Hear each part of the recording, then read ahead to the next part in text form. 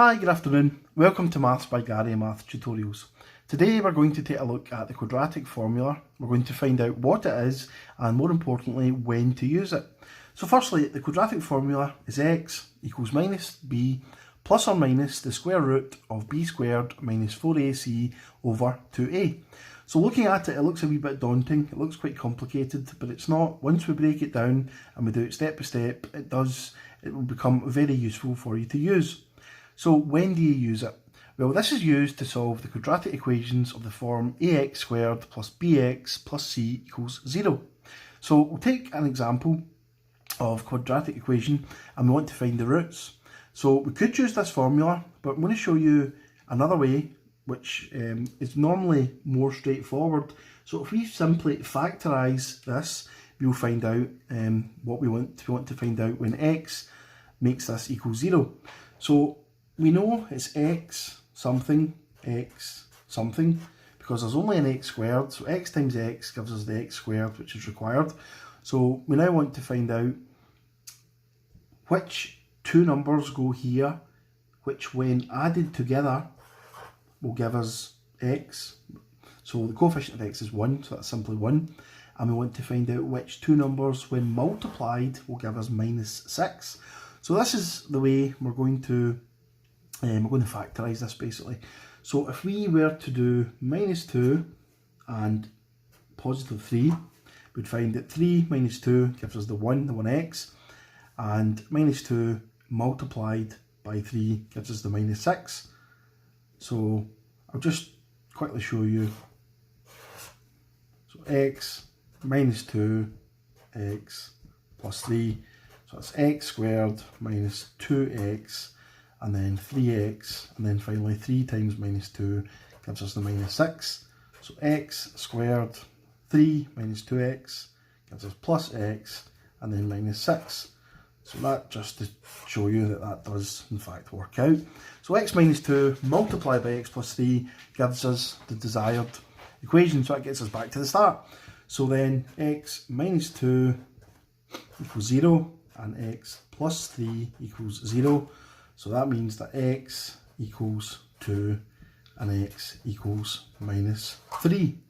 So that is how we would find out the roots of this. So when x equals 2, x squared plus x minus 6 equals 0. And also when x equals minus 3, x squared plus x minus 6 will equal 0.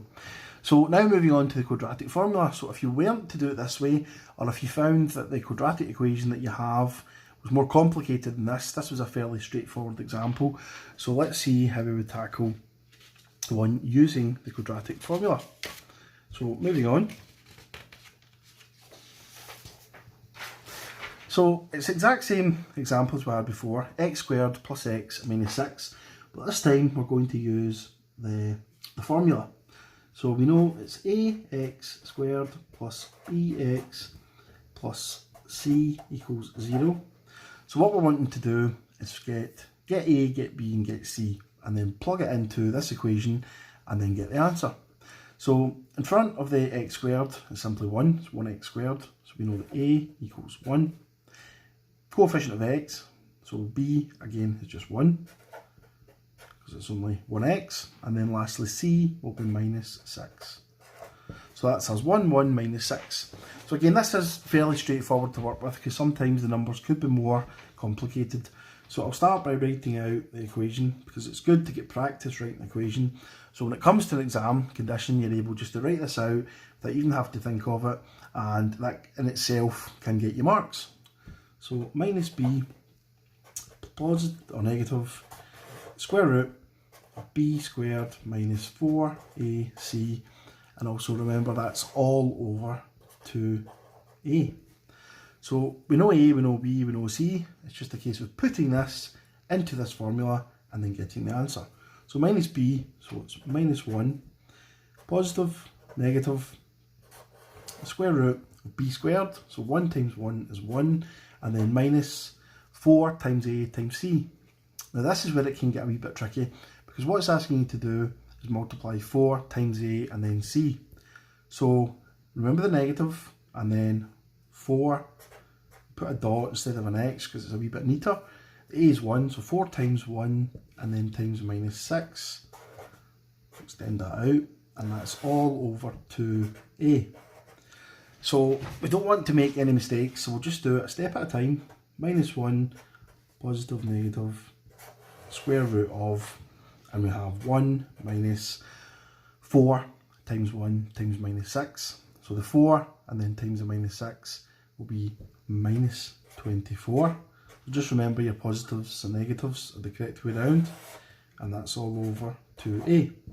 So we'll just move over here so we'll get some more space. So minus 1 now becomes positive, negative, square root of 1 minus 24, so that's 1 plus 24, so that becomes 25, and then that's all over 2a. So we could really put in now 2a is simply 2, so minus 1, positive, negative, square root of 25, and that's over 2.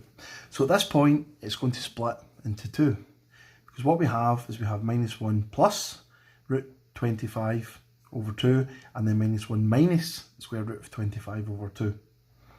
So what we are going to do is minus 1 plus square root of 25, which is simply 5, but we'll just keep it here at the moment, and then minus 1 minus square root of 25 all over 2. So minus 1 plus 5 over 2, and then minus 1 minus 5 over 2, and that will get us minus 1 plus 5, so that's 4 over 2, so we'll have x equals 2, and then minus 1 minus 5 is minus 6 over 2, and that gets us minus 3. And if we remember back to the first example, that's exactly what we got. It was x is 2 and x is minus 3.